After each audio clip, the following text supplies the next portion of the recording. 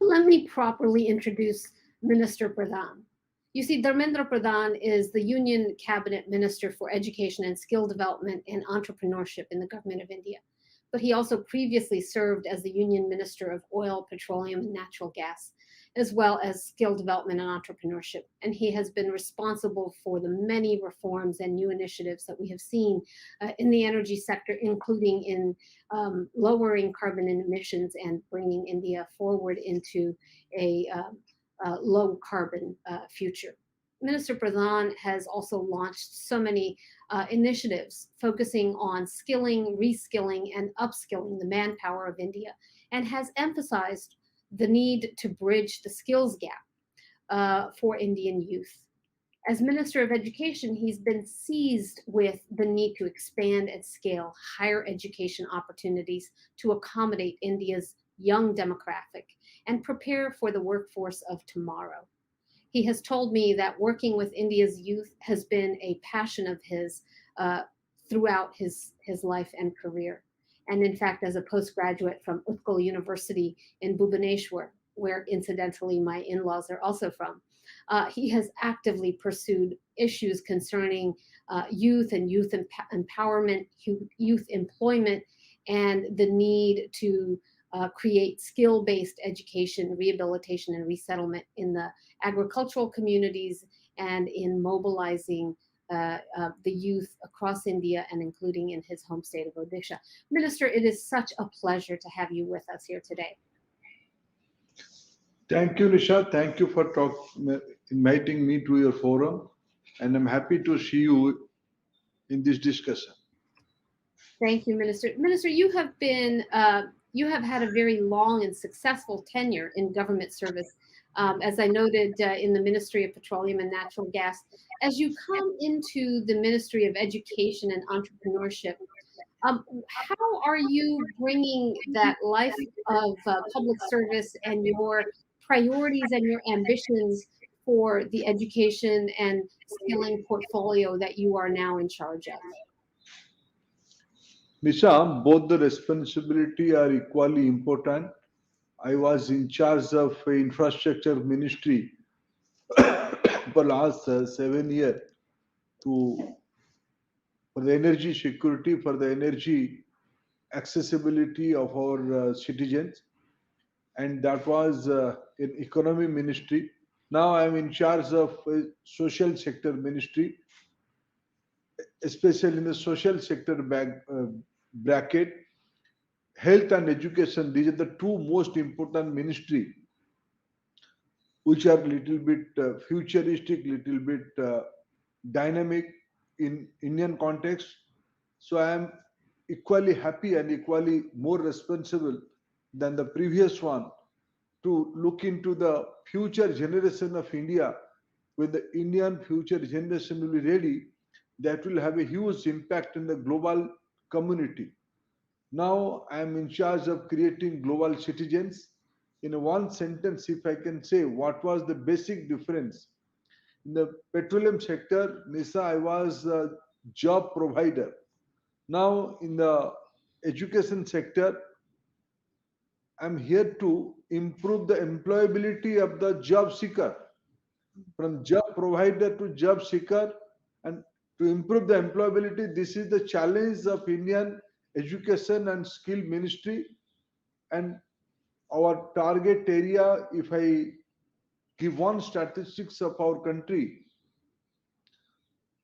you will happy to know there is a national education policy introduced in 2020 July by Honorable Prime Minister Sri Modi. From the age group of 3, for the first time in India, from the age group of 3 to around 23, all they are coming in the vertical of education. This number in India is around 520 million. This is the responsibility we have to increase education and employability side by side. So this is a huge task, huge job for me, and I am taking utmost care with my utmost humility, with my own effort, with our leadership's guidance. India has attained already 75th year of independence from the British period, from the British colony. The next 25 year is very important for India, when India will be completing its 100th year of independence by 2047. These are the 25 year ahead. The present day student, whatever age he may be or she may be, will be the functional citizen, the dynamic citizen, the decision maker of my country. Again, I'll say, which will impact the global sphere, global uh, politics, global economy by next 25 years. And fortunately, I'm lucky, I'm in charge of such an important sector. Thank you, Minister. You approach this with a sense of humility and urgency, but also great ambition. I've heard you speak both publicly and privately about the large undertaking to really scale and expand educational opportunity across India, from the primary education to the higher education, from the high technology fields to the labor skills, etc., to really create the workforce of tomorrow.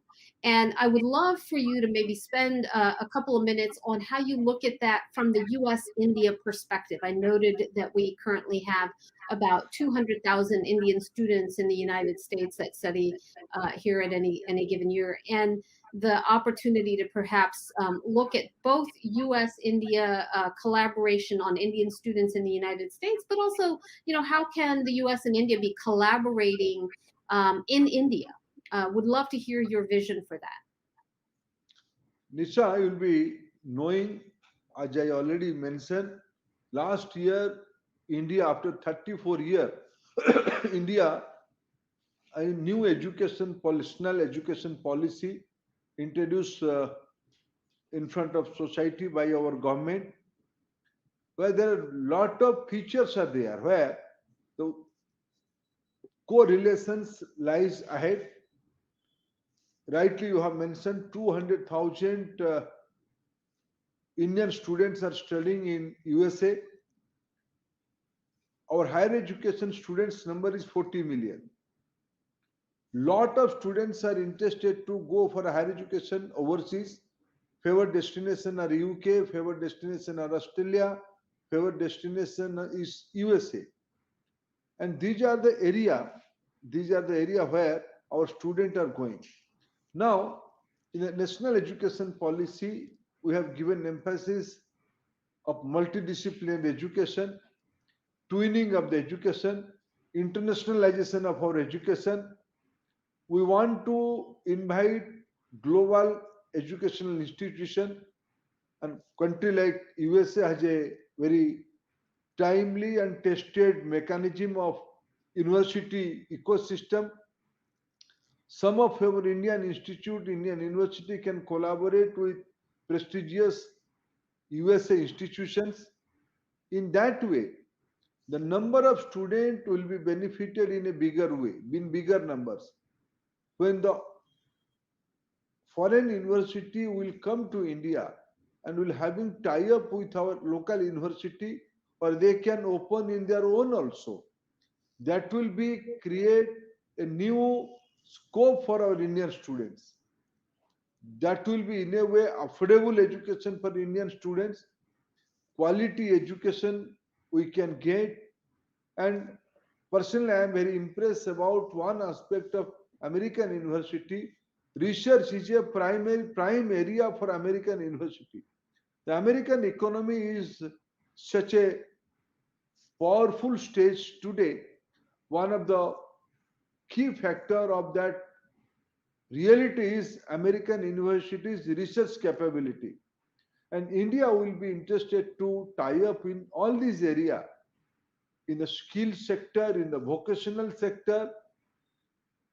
We want to, as I said, we want to increase the employability of our students. So we are open to any kind of knowledge partnership, and India and America are very reliable and dependable strategic partners. in the different field of the economy and society. And in education vertical, already there is a bridge, there is a gateway, there is a trust from both sides. The time has come to scale it up and make it a big story. And our national education policy is giving opportunity, policy framework for that only. Thank you, Minister. Certainly, we see enormous opportunity in that collaboration in the education sector. You know, I'm going to give you one last question, and you know, want to once again thank you for taking what is an extraordinarily busy time for you right now in India, and taking time to be with us today. As I mentioned in the opening, we're going to have a conversation following this between Dr. KHATOR of the University of Houston and Amy Morehouse from Salesforce. And the focus is really on kind of skilling and how do we ensure that the graduates of our university systems are also coming forward with the skills that are necessary in the workforce. We are seeing across the United States a real focus on upskilling and reskilling of the American workforce. Organizations like Salesforce, like Eightfold AI, are really focused on creating those employable employment opportunities for the current workforce. I would love to hear from you how a partnership between the United States and India can really look at focusing on that need to skill, upskill, and reskill the labor force, as well as train kind of the youth and the future generations. If you could spend a couple of minutes on that, Mr. Minister. Thank you, Nisha. I'm happy. Eminent educationist like Dr. KHATOR is part of this interaction, and I'm fortunate to have some interaction with her during my previous visit to Houston. In those days, he was just assigned with the uh, presidency of Houston University, and after during her tenure, some of our Indian corporate house have tied up with Houston University for more further mutual necessity requirement. They have Indian companies have some mutual interest with Houston University, and Dr. KHATOR was instrumental to tie up for that mechanism. If I say very specific expectation we have, there is a reality. Globe is changing. The nature of our workplace is changing. The job are changing. Some old job are abolishing. Some new job are emerging. The era of industrial revolution 4.0, we have to prepare ourselves to the changing scenario. This is very exponential. This is not incremental. We have to catch up the exponential speed of the changing job nature. What is the answer? Answer is continuous skilling, reskilling, and upskilling. And I agree. We have a robust number of higher education students in our Indian education system, but to compete with global job market, we have to go through some kind of plus ecosystem, some kind of additional capacity we have to have with our Indian students. Here, the skilling, upskilling, reskilling is necessary. For a developed economy, for a digital economy, American university are our natural ally, natural partner to create that skilling, reskilling, upskilling ecosystem in our higher education university system. And in future, we'll be discussing with USA, with Indian US universities. I'm happy you have sent some friends, those who are working with our Indian skill ecosystem, education ecosystem. How can we, somebody few days back, somebody who's a sympathizer of Indian society and a part of developed economy, he gave a piece of advice to me. Why don't you invite 100 Indian origin person, those who are into artificial intelligence vertical? Let they do something for Indian community, for Indian students, Indian universities, that will create a complementary impact on the global economy. If Indian manpower capacity will increase, it is not only going to help the local economy or domestic economy, it is going to help the global economy. In this area, we need more cooperation. I am confident, and leadership like Dr. Kocher will be, I'll be talking to her in person, and in future there will be more institutional network between Indian universities and American universities, and I'm sure USIBC and personally you Nisaji will help in that sector to India. Indeed, Minister Pradhan, this is a shared labor of all of us because not only is this critically important to India, but India's efforts in this arena are important to the rest of the world, as you just noted. And certainly, as we saw in the meeting of the Quad leaders, a collaboration in creating that focus in STEM education particularly is something that is also relevant to the strategic relationships between our countries. And so we wish you great luck in all that you have undertaken on your portfolio, but we also offer you our support and our partnership in achieving the ambitious goals that you have set forward for your nation. We look forward to working with you, Minister. And again, I want to just say thank you. I know that you have a very busy schedule, and we deeply appreciate your joining us today to be part of this important conversation at the India Idea Summit. Minister, thank you so much, and be well.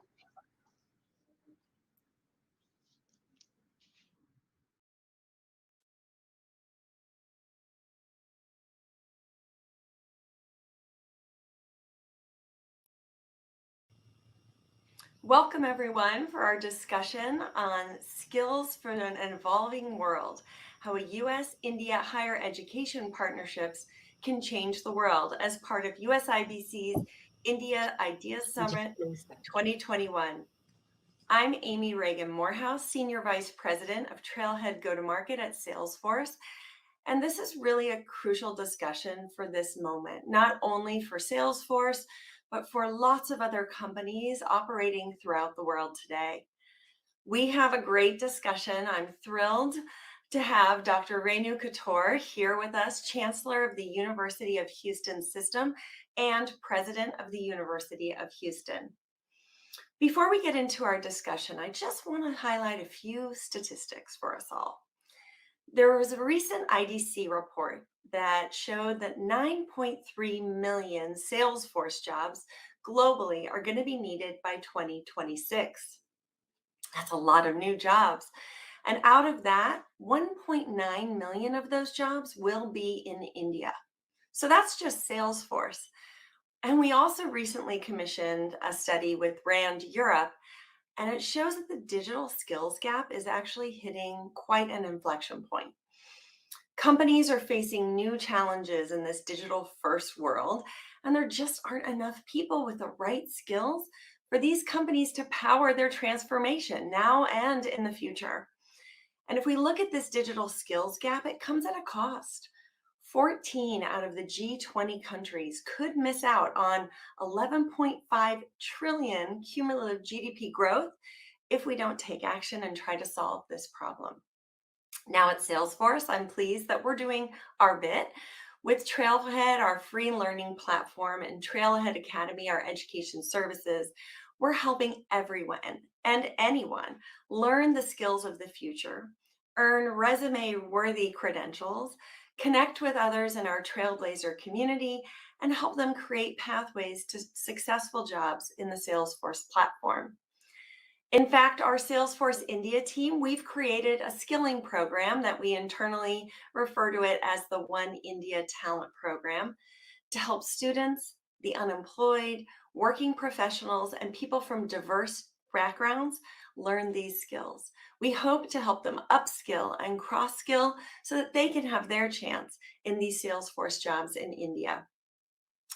In connection with that, we've also signed an MOU with the ITES Sector Skill Council under NASSCOM, and we've pledged to skill 100,000 people by 2024. And we've separately signed another MOU with the National Skills Development Corporation for another skilling initiative. With the Future Skill Prime portal, we have made accessible our developer content so that anyone can skill up and become a Salesforce developer. We are working with over 300 colleges, and so far in 2021, we've already had 20,000 students sign up and embrace this program. We're working across many states in India, and we look forward to expanding our reach to skill up Indians everywhere. But with that context from a business perspective and a demand perspective, I am thrilled to introduce today our speaker. She is a formidable icon, Dr. RENU KHATOR, as I mentioned, Chancellor, University of Houston System, and President of the University of Houston. She is the first foreign-born president of the university and only the second woman to have ever held this position. Dr. KHATOR is also the first Indian American to lead a major research university in the United States. Prior to moving here, Dr. KHATOR earned her bachelor's degree in India from the Kanpur University in liberal arts. Soon afterwards, she received her master's and her PhD in political science and political administration from Purdue University. She has received many awards over the length of her career. She was inducted into the Texas Women's Hall of Fame and has received several awards for her academic leadership as well. In fact, she was awarded the Pravisi Bharatiya Sanman from the President of India, which is the highest honor that can be awarded to an overseas Indian. Thank you, Dr. KHATOR, for joining us here today.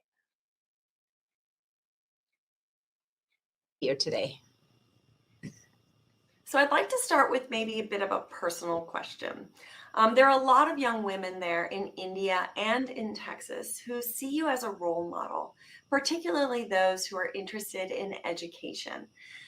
Now, I'm curious if you could share a little bit about your journey to such a prestigious role in such a prestigious university system, and also any advice you might have for them as they're starting their path.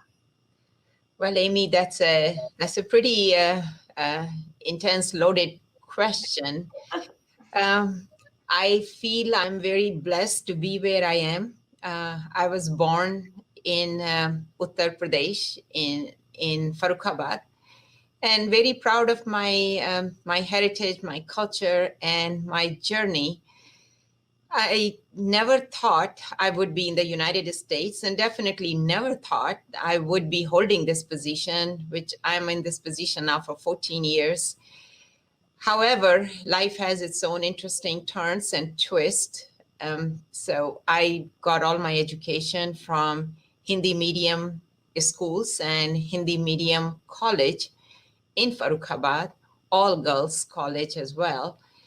And I finished my bachelor's degree when I was 17 years old. And at that point in time, it was time to leave my town, Farrukhabad, and I went to Allahabad University to do my master's. But then in 9 months, my father arranged my marriage to someone who was studying in the United States. So, you know, the same day I found out that my arranged marriage was being arranged in a way, the same day we were engaged. And in 10 days, we were married. In another 10 days, I was here in the United States of America in West Lafayette, Indiana at Purdue University, because that's where my husband was doing his PhD. The only problem was that I had a dream, a very strong dream, and the dream was that I wanted education just because I just loved books. I loved studying. It had nothing to do with my wanting a career. I didn't even think that would be possible because I just didn't see anybody in my community, in my caste, in my family working, and a woman working. So I didn't even think that was possible, but I wanted to do it just because I enjoyed it so much. So I asked my husband that I wanted to attend the university. The major problem was I didn't know English. And so he took me to Purdue University graduate office, and there he translated while I talked about, I pleaded to the graduate advisor that I have done my bachelor's and I wanted my master's. And he said, but you're only 18 years old. And I said, I know, but I finished my degree and I need to go for master's program. I don't know whatever happened, but he thought I was so stubborn that I would not leave his office. So he decided, he said, okay, I have, this is the best I can do for you. No promise of admission, no even promise, but I'll let you sit in 2 classes and we'll see what happens, because he was absolutely certain that I would, just wither away. I would fade away from there. However,